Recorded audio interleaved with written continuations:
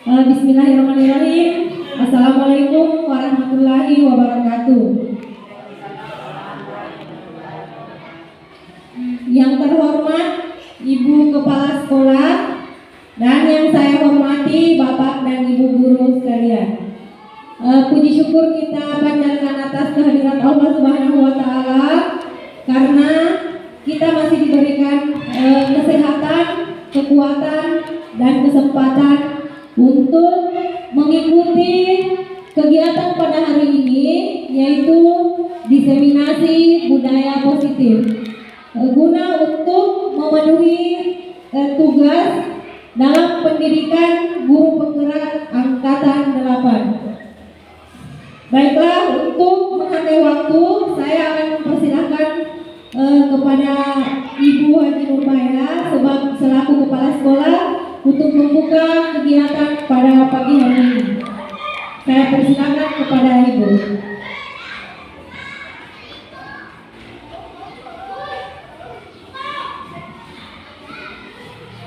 Terima kasih atas kesempatan yang diberikan saya.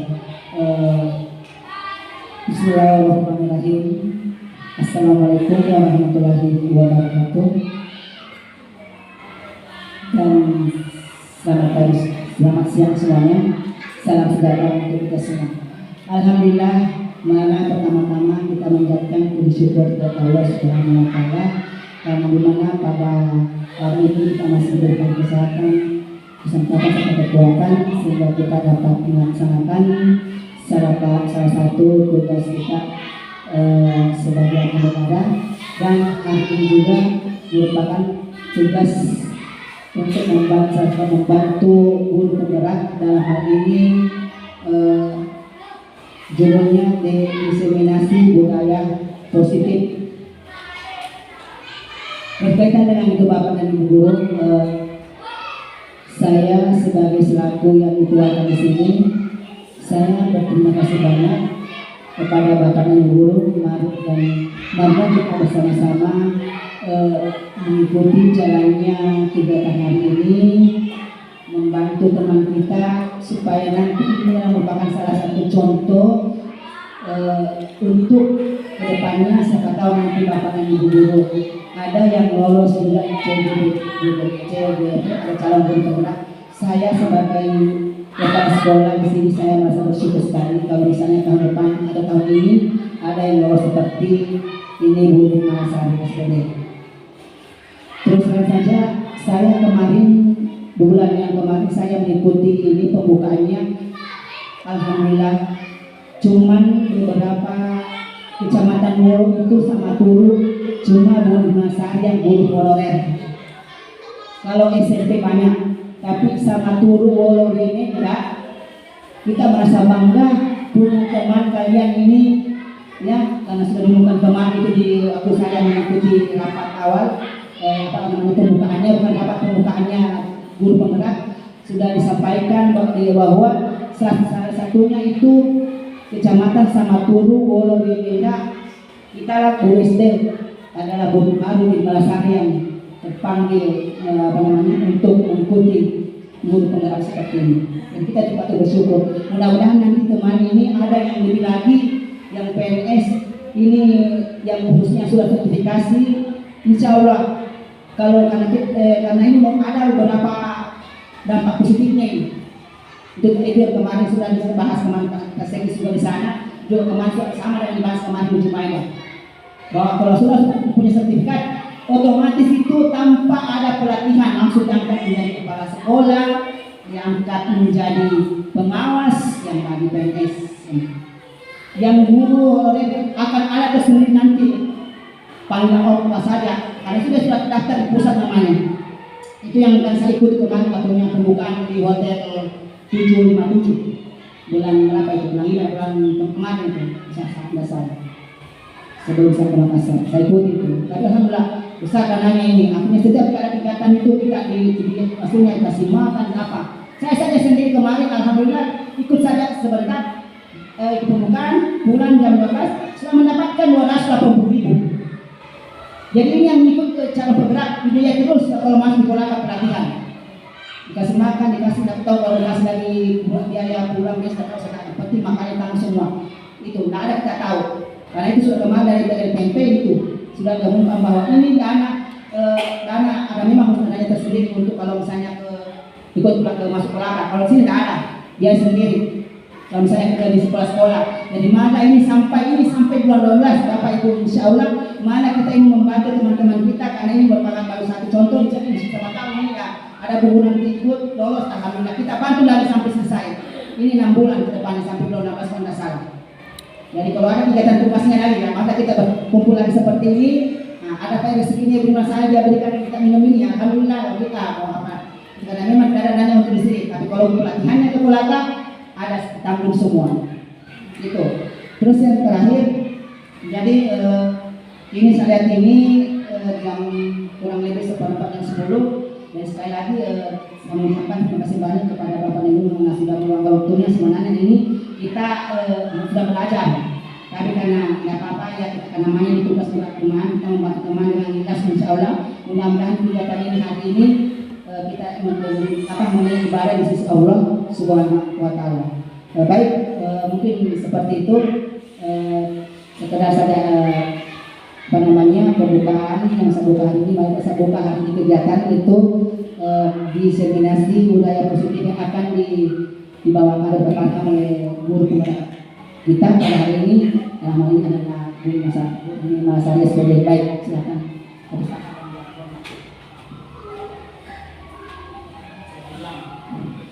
Baik, saya lanjut Bapak Ibu. Jadi hari ini materi kita adalah budaya positif ya. Di sini saya bukan hanya bukan hanya untuk memenuhi tugas saya sendiri, tetapi di sini saya akan mengajak Bapak Ibu untuk menerapkan budaya positif di sekolah kita ini ya. Jadi sebagai guru bagaimana cara kita menerapkan budaya positif di sekolah kita ini. Baik, jadi yang pertama yaitu saya akan menjelaskan dulu apa arti budaya.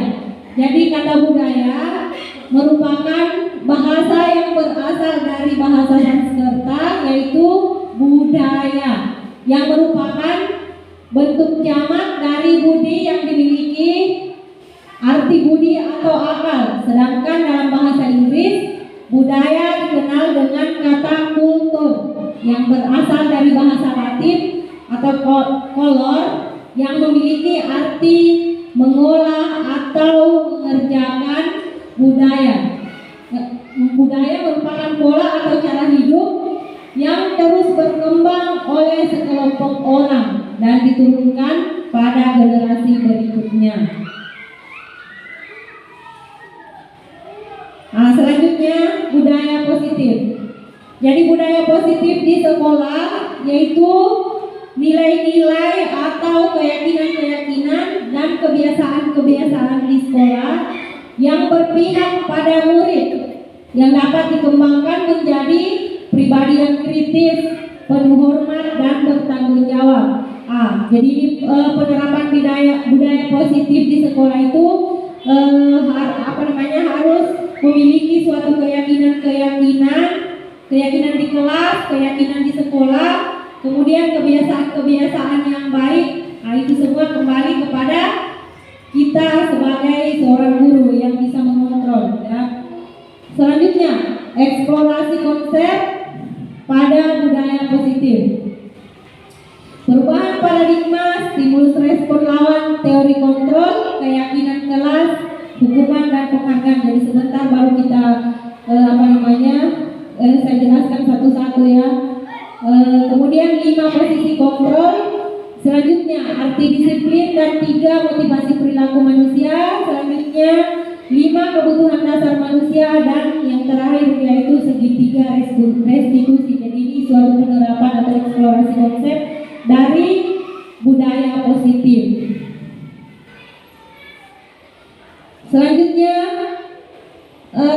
perubahan paradigma budaya positif, paparan dari Dr. William Lesser dalam kontrol teori untuk meluruskan berapa miskonsepsi tentang kontrol, yaitu ilusi guru dalam mengontrol murid, kemudian ilusi bahwa semua penguatan positif, efektif dan bermanfaat, Selanjutnya, ilusi bahwa kritik dan membuat orang merasa bersalah dapat menguatkan karakter. Jadi sebentar saya akan menjelaskan di posisi kontrol ya, yaitu bedanya menghukum murid, kemudian membuat murid merasa bersalah, kemudian sebagai manajer dan sebagai teman.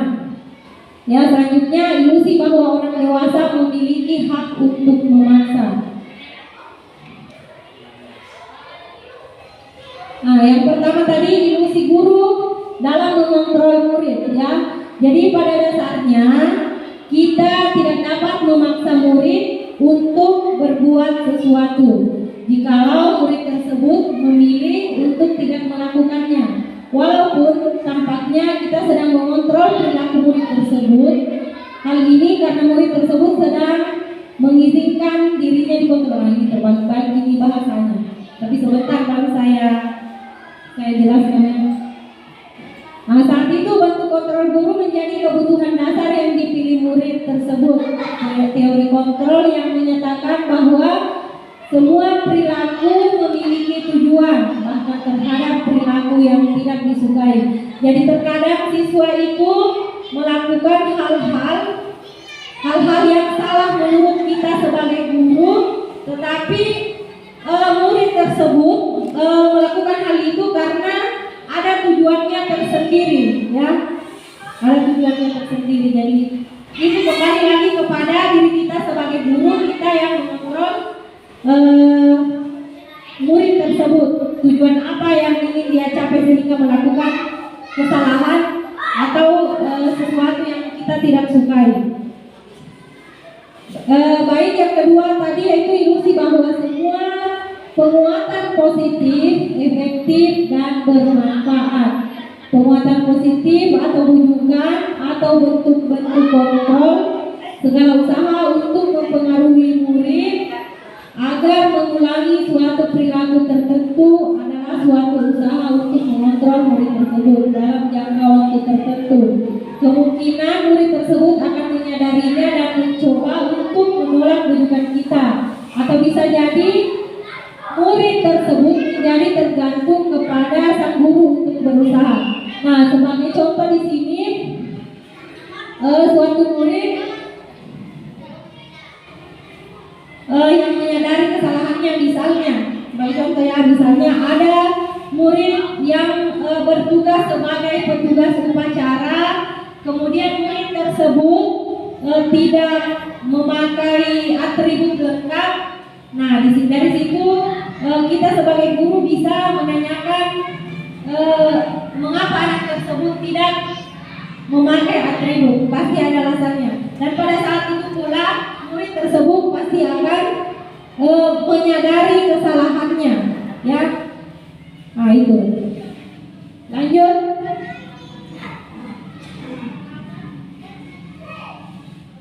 Ilusi bahwa kritik dan membuat orang merasa bersalah dapat menguatkan karakter. Jadi di sini menggunakan kritik dan rasa bersalah untuk mengontrol murid menuju pada identitas gagal. Mereka belajar untuk merasa buruk tentang diri mereka. Mereka mengembangkan jalan diri yang negatif. Kadang-kala sulit bagi guru untuk mengidentifikasi bahwa mereka melakukan perilaku ini. Karena seringkali guru cukup menggunakan suara halus untuk menyampaikan pesan negatif. Nah, di sini sebagai contoh, murid itu kadang merasa bersalah. Kadang kita sebagai guru membuat murid itu merasa bersalah. Sebagai contoh, misalnya, ada di dalam kelas ada salah satu murid yang pekerjaannya itu tidur terus di kelas, ya, atau mengganggu temannya. Nah, jadi kita sebagai guru bagaimana cara kita membuat anak tersebut merasa bersalah? Ya, kita tegur secara halus. Kemudian bagaimana pendekatan yang kita lakukan sehingga murid tersebut tidak merasa bersalah, sehingga murid tersebut merasa bersalah. Jadi kita harus melakukan pendekatan positif agar murid tersebut merasa bahwa dirinya ini salah. selanjutnya, ilusi bahwa orang dewasa memiliki hak untuk memaksa. Jadi banyak orang dewasa yang percaya bahwa mereka memiliki tanggung jawab untuk membuat murid-murid berbuat hal-hal tertentu. Apapun yang dilakukan dapat diterima selama ada sebuah kemajuan berdasarkan sebuah pengukuran kinerja. Pada saat itu pula orang dewasa akan menyadari bahwa perilaku memaksa tidak akan efektif untuk jangka waktu yang panjang dan sebuah hubungan permusuhan akan terbentuk. Nah, jadi misalnya kita sebagai guru ini tidak boleh memaksakan siswa, ya, tidak boleh memaksakan kehendak kepada siswa, karena itu tidak akan efektif untuk jangka yang panjang. Mungkin pada saat itu kita memaksa murid untuk melakukan hal ini, mungkin murid tersebut akan melakukan hal itu, mengikuti. Tetapi kemungkinan kalau dipaksa secara terus-menerus, kemungkinan murid tersebut bukan hanya tidak mau lagi dipaksa, tetapi malah membenci kita, ya, sehingga itu yang dikatakan bisa terjadi permusuhan.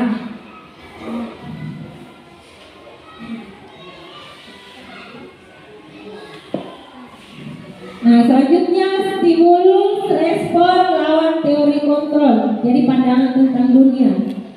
Stimulus atau respon tentang dunia yaitu satu, realitas atau kebutuhan kita sama. Kemudian yang kedua, semua orang melihat hal yang sama. Yang ketiga, kita mencoba mengubah orang agar berpandangan sama dengan kita. Kemudian orang lain bisa mengontrol saya dan saya bisa mengontrol orang lain. Mungkin dari Bapak Ibu ada yang bagaimana menurut Bapak dan Ibu? Bagaimana menurut Bapak dan Ibu cara mengubah siswa kita agar berpandangan sama dengan kita sebagai seorang guru?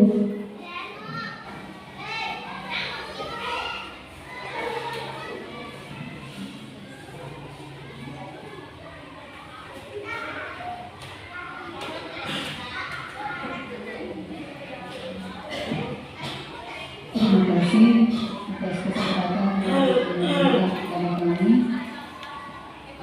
Tadi pertanyaannya yaitu bagaimana harapan kita, cara kita supaya pandangan sama, ya, maksudnya sama. Di sini kita sebagai seorang pendidik atau seorang guru, kita tidak boleh mendiskriminasi antara siswa yang satu dan yang lain. Contoh, dalam satu kelas misalnya ada yang pendengarannya kurang, makanya kita tidak boleh bahwa kita harus itu terapkan itu penataan kelas. Makanya itu yang kurang pendengar atau kurang penglihatan kita harus simpan di depan. Ya, begitu saja. Kita tidak boleh membeda-bedakan. Itu saja. Terima kasih. Baik, jadi sudah tadi jawaban bagaimana cara kita mencoba untuk mengubah orang atau mengubah siswa agar berpandangan sama dengan kita sebagai seorang guru, ya. Masih ada Bapak dan Ibu ingin memberikan pendapat tentang stimulus atau respon tentang dunia?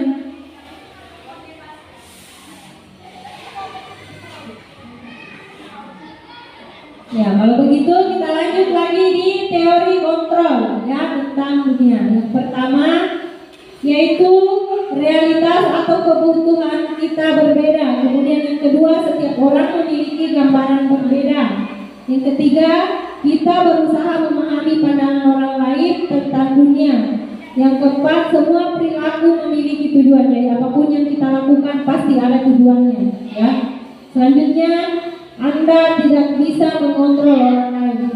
Jadi terkadang juga kita sebagai manusia itu tidak bisa mengontrol orang lain, ya.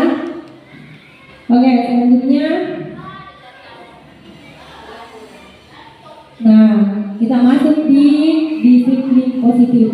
Tapi sebelum kita masuk di bagian disiplin tentang perilaku manusia, mungkin Bapak dan Ibu bisa maju dulu ke depan supaya kita lebih semangat lagi mengikuti kegiatan pada hari ini. Bisa mungkin maju dulu, kita ice breaking sebentar saja.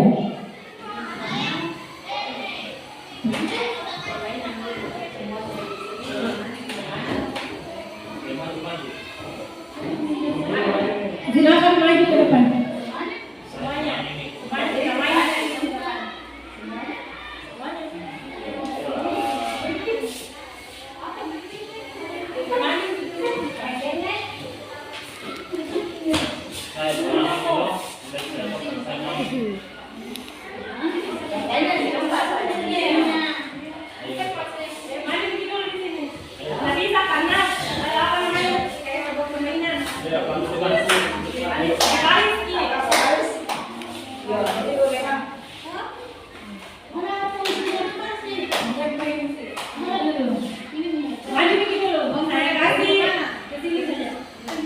Silakan maju ke depan, saya kasih.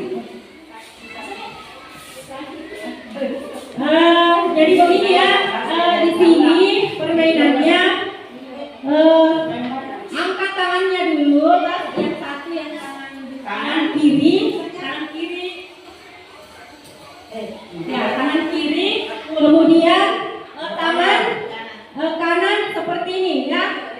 Nah, tapi di sini ada sebuah cerita yang namanya Eli, Elo, Elu, dan Ela. Nah, setiap saya sebutkan nama Eli, berarti ini tangan harus di tangannya teman-teman di sini.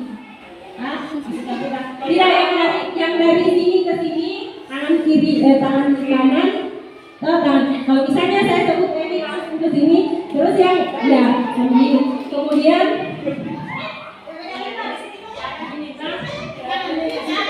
ya kemudian kalau saya sebut Eli berarti ini tangan langsung ke sini, tapi yang ini langsung tangkap. Nah, itu yang menangkap, nah itu yang keluar. Nah, tangan kiri yang seperti ini. Nah, tangan kanan seperti ini, menunjuk. Nah, kemudian saya akan bercerita. Di sini ceritanya, di sini di dalam cerita ini ada yang bernama Eli, Elu, Elo, dan Ela. Setiap saya menyebut Eli, berarti ini tangan harus ke kanan. Ini. Ya, ini. Nah, terus ini menangkap. Yang ditangkap itu tangannya harus keluar. Eli. Setiap menyebut nama Eli berarti langsung tangkap. Nah, ya.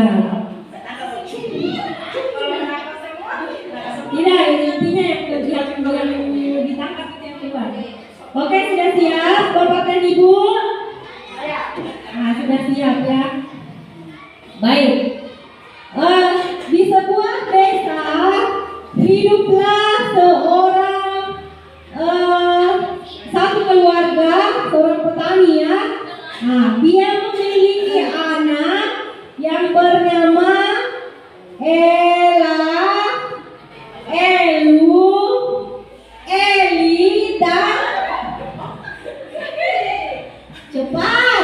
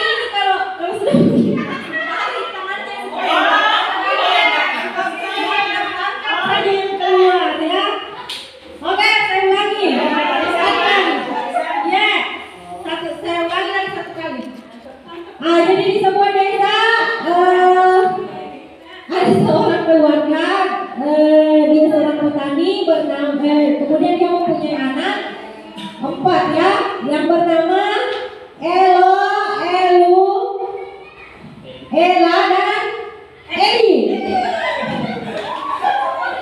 Berarti yang ditangkap tadi siapa? Tidak, yang ditangkap tadi siapa?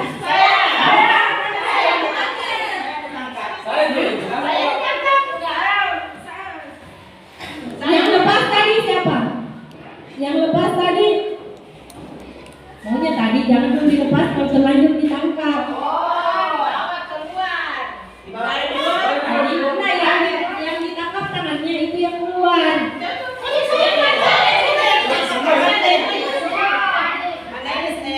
Akan begini saya ubah ya. Saya ubah, saya ganti. Begini ya, kalau misalnya saya bilang saat, set,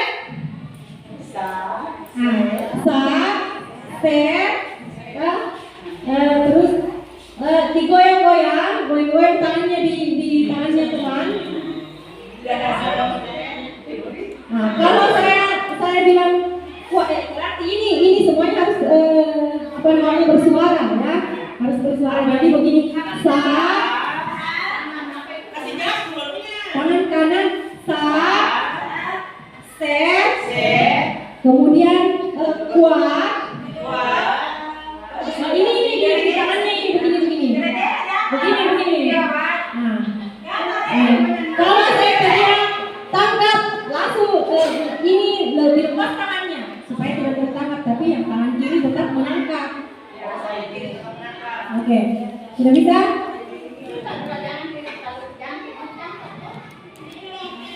Sudah bisa? Sudah paham? Bersuara ke semua. Oke, 1, 2, 3. Contoh dulu. Oke, 1, 2, 3. Set, kuat. Ini.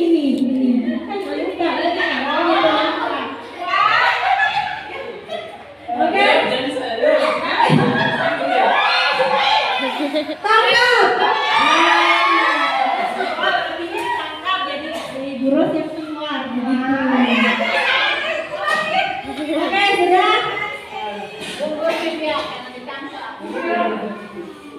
Satu kali lagi baru kita lanjut. 1, 2, 3 ya. Set, kuat, tangkap.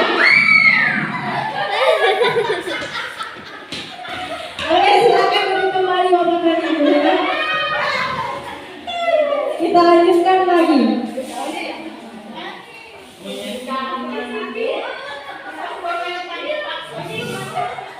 Selanjutnya kita lanjut kembali di materi, yaitu arti disiplin dan 3 motivasi perilaku manusia.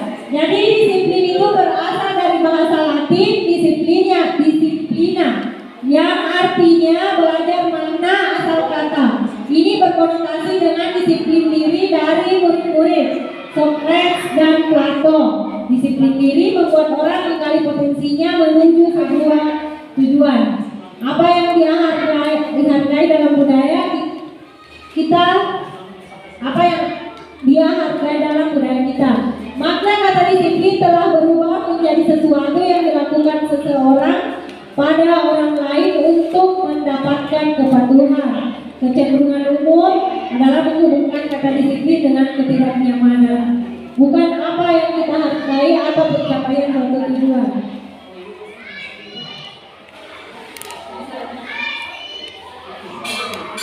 Nah,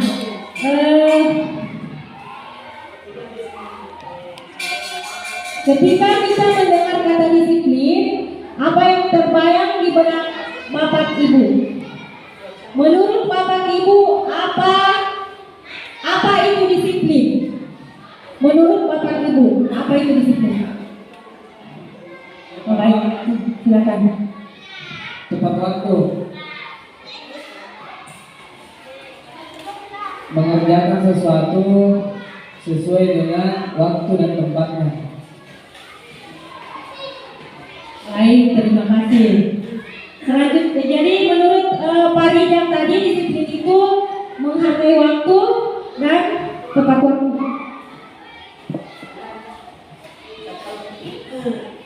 Melakukan sesuatu dengan aturan, sesuatu yang telah ditentukan.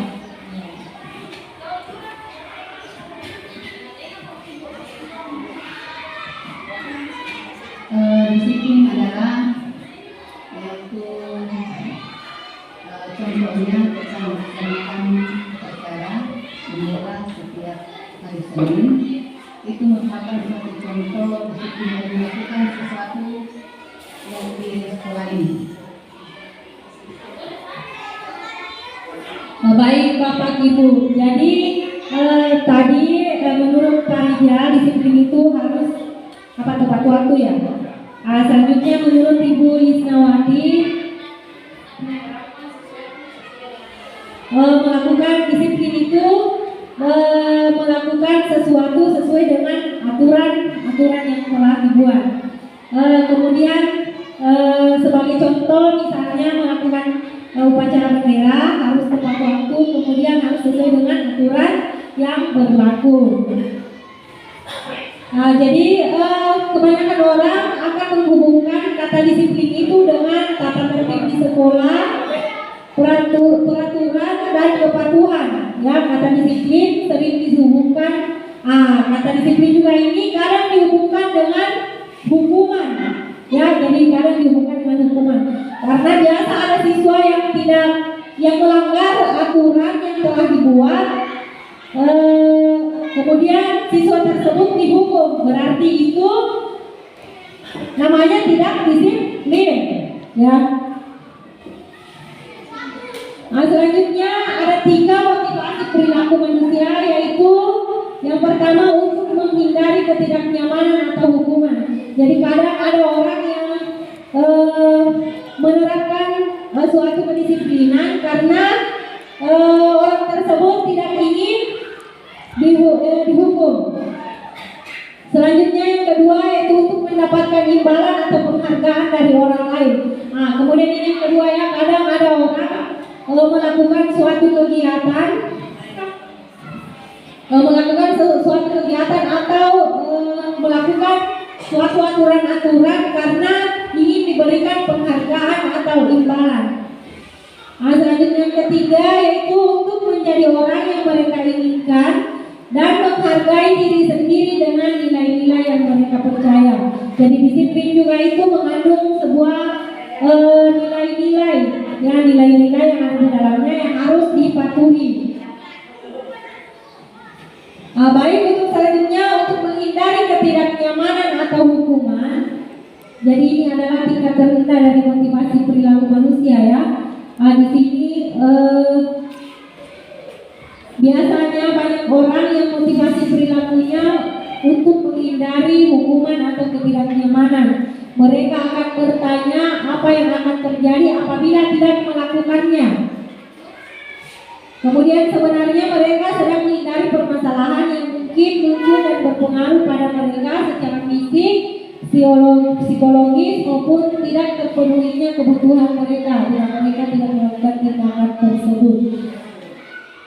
Ini hukuman merupakan suatu posisi kontrol dalam budaya positif ya. Jadi itu tadi yang saya sebutkan bahwa ada hukuman, ada sebagai hukuman sebagai teman, sebagai manajer, kemudian sebagai pembuat merasa bersalah, kemudian yaitu ya sebagai manajer. Kita sebagai guru harus memposisikan diri kita sebagai manajer.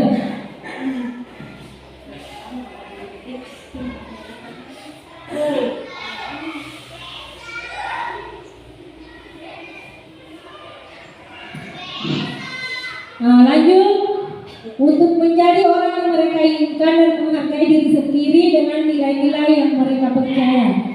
Mereka melakukan sesuatu karena nilai-nilai yang mereka yakini dan dan mereka melakukannya karena mereka ingin menjadi orang yang melakukan nilai jadi ini keyakinan kelas atau keyakinan di sekolah yang kita buat.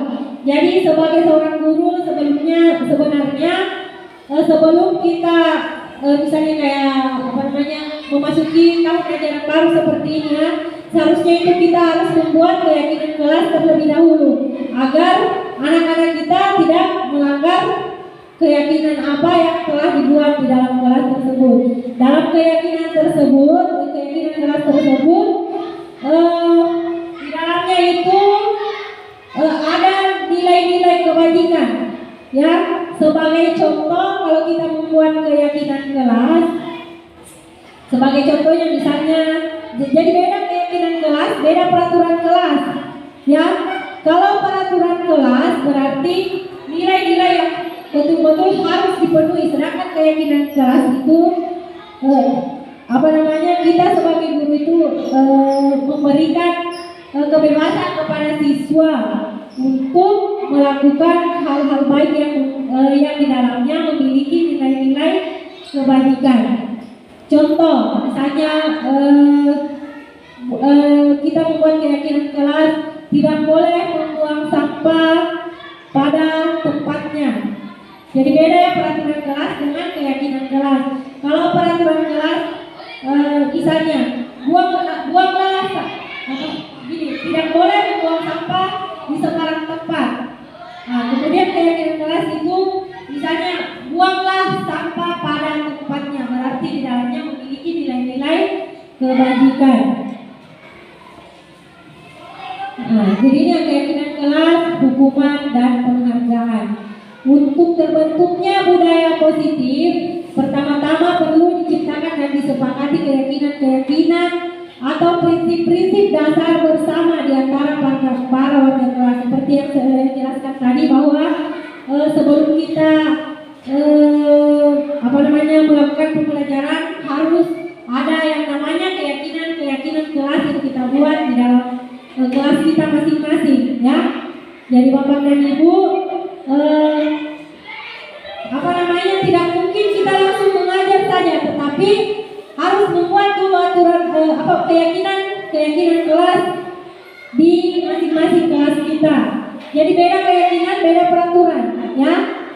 Nah, beda keyakinan, beda peraturan. Kalau keyakinan berarti di dalamnya memiliki nilai-nilai kebajikan, sedangkan peraturan berarti suatu aturan yang memang betul-betul harus dilaksanakan. Kalau keyakinan ada nilai-nilai kebajikannya. Kalau peraturan dia biasanya berkaitan dengan hukuman. Sedangkan kalau keyakinan ya kita membuat saja siswa kita merasa bersalah atau kita memberikan penghargaan seperti itu.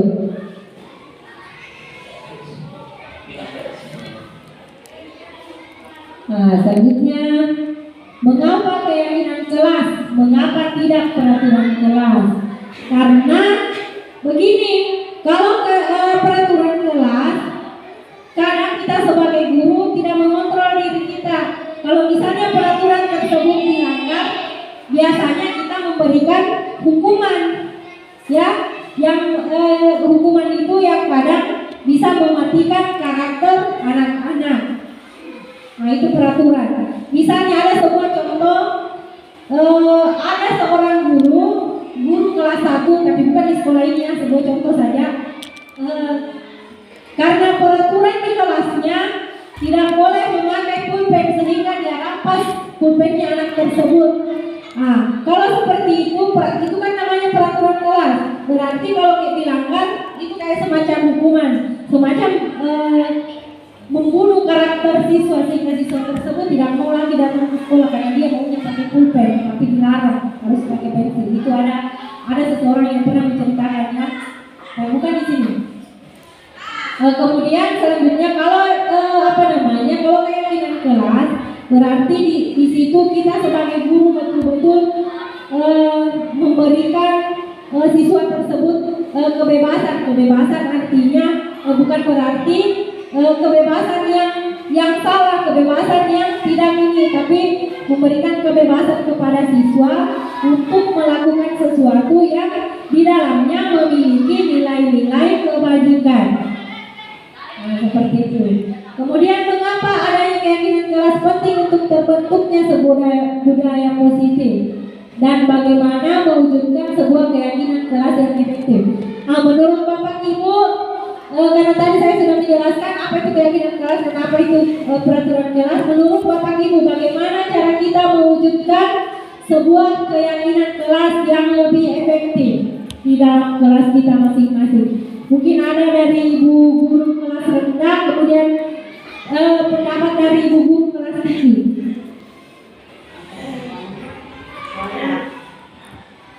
Bagaimana cara kita sebagai seorang guru mewujudkan sebuah keyakinan kelas yang lebih efektif?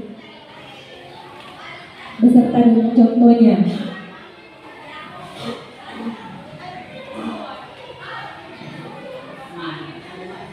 Bagaimana Bapak Ibu?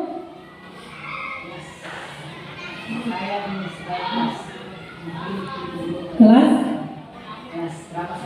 Kelas rendah.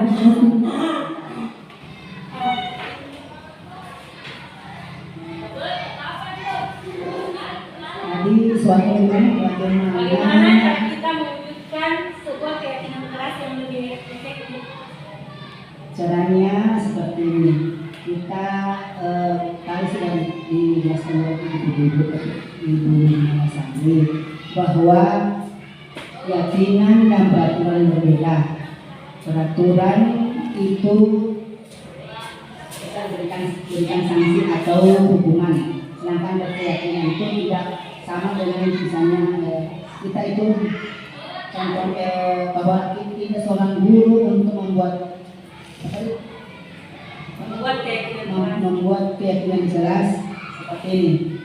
Kita ini misalnya di kelas 1 kita pertama-tama sebelum mengajar kita harus berbuat dulu meyakinkan bahwa sebentar itu anak-anak kita sebelum belajar ada materi bahwa misalnya matematika misalnya.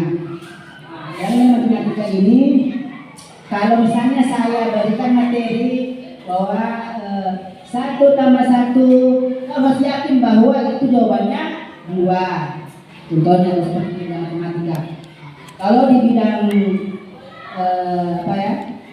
bidang pendidikan agama Islam, nah misalnya contoh kita sepakati bersama anak-anak bahwa sebentar ini anak-anakku kita belajar misalnya tema berwudu. Nah, kita ini saya kasih contoh anak berwudu pertama-tama misalnya mencuci tangan. Sekali bahwa itu mencuci tangan itu adalah niat yang pertama. Kalau itu niatnya kita harus yakin kalau niat tidak dilakukan berarti tidak sah wudu. Itu contohnya, gitu ya. Kemungkinan dan itu jelas anak-anak sudah berkeyakinan bahwa ya guru ini yang saya yakin dan percaya bahwa niat susunan daripada guru ini seperti nomor 1 ini, nomor 2 seterusnya seperti itu mungkin. Dan akhirnya anak-anak sudah tahu bahwa ini saat inilah bahwa yang disebut bahwa yakin beda dengan peraturan. Kalau berkeyakinan tidak akan diberikan sanksi, dia diberikan sanksi. Kalau salah nak kita yakin bahwa ini urutannya sampai terakhir mungkin ibu seperti itu. Oke, baik, terima kasih. Selanjutnya masih ada? Bagaimana cara kita mewujudkan sebuah keyakinan kelas yang efektif?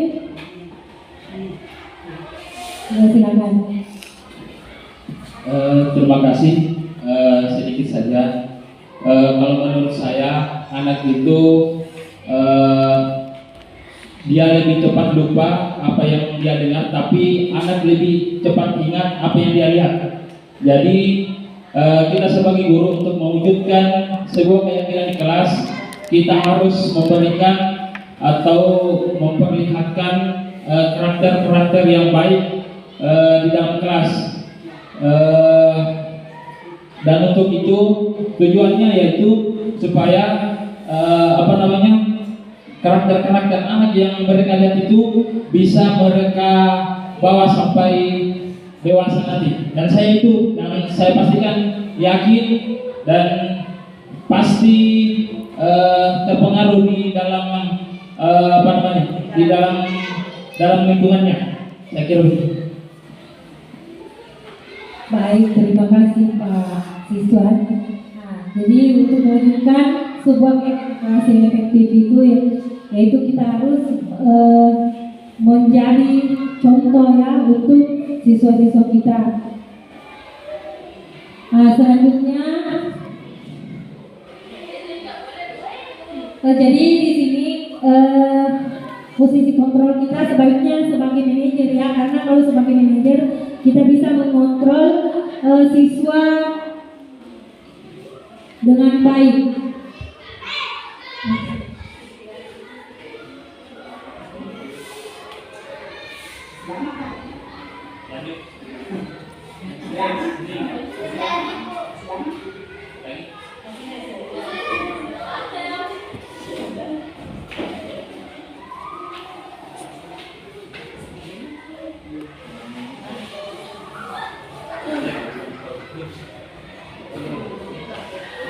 Nah, jadi pembentukan keyakinan kelas itu yaitu keyakinan kelas bersifat lebih abstrak daripada peraturan ya, yang lebih rinci dan konkret. Jadi lebih baik kita membuat keyakinan kelas daripada peraturan kelas, karena kalau peraturan kelas dia kesannya menghukum, sedangkan keyakinan kelas dia memberikan kebebasan kepada siswa. Selanjutnya,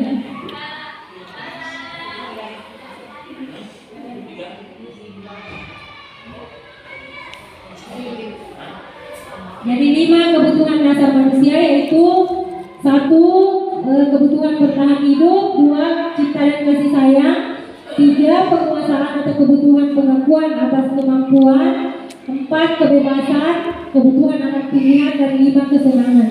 Jadi siswa itu di dalam lingkup sekolah kita membutuhkan kebutuhan bertahan hidup, kemudian membutuhkan cinta dan kasih sayang dari kita sebagai seorang guru, kemudian mereka itu juga membutuhkan pengakuan terhadap kemampuannya ya, misalnya siswa-siswa yang memiliki prestasi, kemudian siswa itu ingin memiliki kebebasan, kemudian siswa juga ingin diberikan kesenangan, yaitu kebutuhan untuk merasa senang. Nah, jadi itu tadi 5 posisi kontrol, yaitu kita sebagai guru biasanya menjadi sebagai penghukum, kemudian pembuat orang merasa bersalah, kemudian sebagai teman, kemudian monitor atau pemantau, kemudian 5 posisi manajer. Cuman ada 2 di sini yang lebih dominan atau mungkin lebih bagus, yaitu sebagai pemantau dan sebagai manajer. Karena kita sebagai seorang guru harus memantau semua murid warga sekolah kita, kemudian memposisikan kita sebagai manajer, tidak sebagai penghukum ya. Selanjutnya yang materi kita pada hari ini yang terakhir yaitu segitiga restitusi. Jadi bagaimana cara kita menerapkan segitiga restitusi di sekolah kita atau dalam melakukan pembelajaran. Nah, restitusi itu sebuah proses menciptakan kondisi bagi murid untuk memperbaiki kesalahan mereka, sehingga mereka bisa kembali pada kelompok mereka dengan karakter yang lebih kuat. Itu menurut Gosen tahun 2004. Selanjutnya Pak.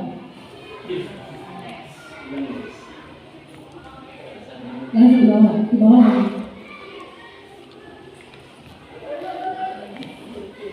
Nah, ciri-cirinya restitusi yaitu 1. Restitusi bukan untuk menebus kesalahan, namun untuk belajar dari kesalahan.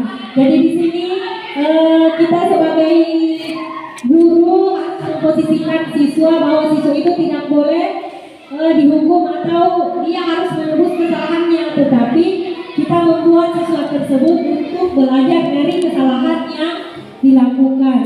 Kemudian restitusi itu memperbaiki hubungan. Restitusi adalah tawaran, bukan paksaan. Nah, di sini kita sebagai guru harus menawarkan dan tidak memaksakan. Jadi kita menawarkan hal apa yang lebih baik yang siswa tersebut harus lakukan. Misalnya dia tidak mengerjakan PR. Kemudian kita menanyakan hal apa yang akan dia lakukan ke depannya, itu dalam segitiga restitusi. Nah, restitusi yaitu menuntun untuk melihat ke dalam diri, kemudian mencari kebutuhan dasar yang mendasari tindakan.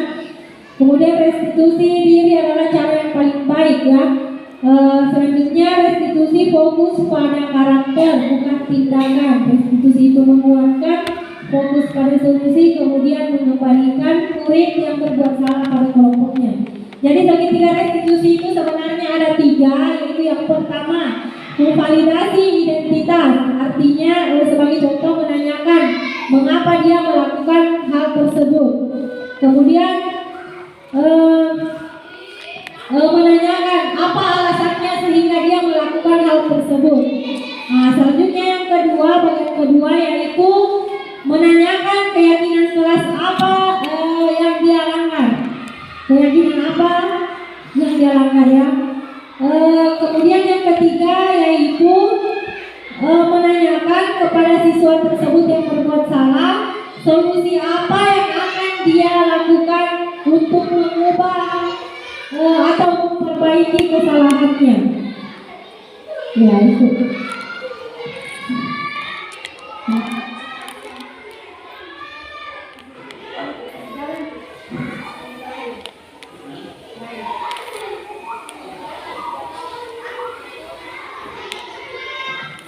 Nah, jadi itulah tadi ya yang terakhir yaitu segitiga restitusi. Segitiga restitusi inilah yang harus kita terapkan sebenarnya setiap hari di sekolah kita ini. Artinya kita tidak boleh menghukum siswa, tetapi memvalidasi mengapa dia seperti itu.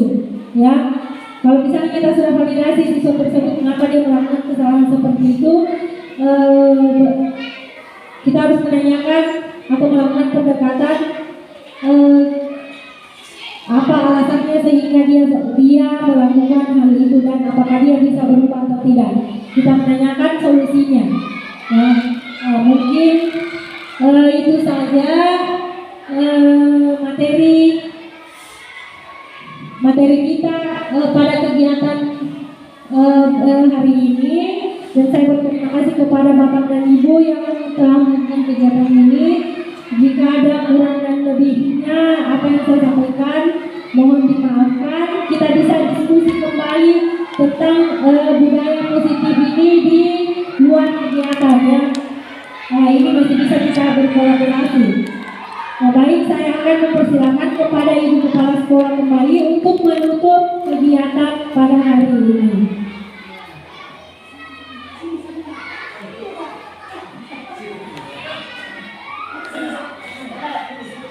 Ya, silakan Ibu. Jadi saya akhiri dengan ucapan wabillahi taufiq wal hidayah. Wassalamualaikum warahmatullahi wabarakatuh. Saya kembalikan kepada Ibu Kepala Sekolah untuk menutup kegiatan ini. Baik, yang Ibu yang saya hormati, guru penggerak saya hormati. Setelah kita mendengarkan paparan kegiatan hari ini yang berjudul diseminasi budaya positif, alhamdulillah saya lihat Bapak dan Ibu itu berantusias, saya alhamdulillah yang baik. Ini merupakan salah satu bentuk kita bahwa kita ini merupakan satu langkah, satu jalan seiring dan sejalan. Mudah-mudahan sampai seterusnya kita kasih support dan motivasi kepada teman kita supaya bisa selesai dengan sampai bulan 12. Insya Allah sekali lagi saya berterima kasih kepada Bapak dan Ibu guru yang telah mengikuti kami jalannya kegiatan. Mudah-mudahan sekali lagi apa yang kita lakukan pada hari ini mendapat nilai ibadah di sisi Allah Subhanahu wa Ta'ala. Mungkin nanti bulan depan lagi ya. Berapa kali dalam 1 bulan? Dan tentu kalau dari Bapak Ibu kita menentukan jadwalnya. Kalau ada lagi ini Ibu Nurmasari sebagai guru penggerak ya harus cepat. Artinya cepat laporkan bahwa tidak ada seperti ini, bahwa saya akan sampaikan kepada teman-teman. Insya Allah siapa tahu nanti setelah ada lagi yang lain insya Allah. Karena itu kita punya sekolah dikenal juga di sana di dalam. Mulai sekarang dikenal kembali sekolah kita ya. Mudah-mudahan kedepannya lagi panjang prosesnya. Dengan adanya misalnya ini kegiatan ini baru kita lagi dibantu, alhamdulillah dibantu sarana atau apa saja bisa dibantu dalam hal ini tentang apa namanya teman-teman yang sekarang mau mendaftar P3K, insya Allah itu kalau mungkin ya yang saya sampaikan semuanya saya sampaikan kepada forum ini. Saya akhiri saja dulu ini kegiatan kita. Saya tutup kembali dengan ucapan Assalamualaikum warahmatullahi wabarakatuh. Mana perjalanan Bapak? Tiara, apa yang kamu lakukan? Saya lagi mengerjakan PR, Bu. Oh, PR apa? PR matematika, Bu. Oh, kamu baru mengerjakannya ya? Ya, Bu.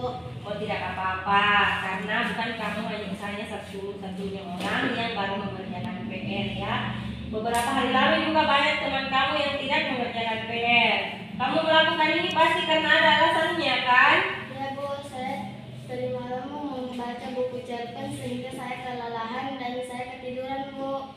Oh, jadi tadi malam kamu kelelahan dan ketiduran sehingga tidak mengerjakan PR matematikanya. Ya, Bu. Oh, baik. Jadi yang kamu lakukan ini melanggar keyakinan kelas atau tidak? Melanggar, Bu. Melanggar ya. Ya, Bu. Kalau begitu, tindakan apa yang akan kamu lakukan ke depannya? Saya akan lebih disiplin lagi, Bu. Akan lebih disiplin lagi ya. Ya, Bu. Disiplin apa? Saya akan lebih disiplin mengerjakan PR dan lebih memperhatikan PR saya Kemudian? kemudian mengumpulkan tepat waktu, Bu. Oh, jadi dari tindakan yang kamu lakukan, keyakinan yang akan kamu lakukan adalah kamu akan lebih disiplin lagi mengerjakan PR ya. Ya, Bu. Nah, kemudian harus mengumpulkan dengan tepat waktu. Baik. Jadi bagus ya. Oke. 3. Ya, Bu. Terima kasih, Bu. Ya, sama-sama ya. Lanjutkan.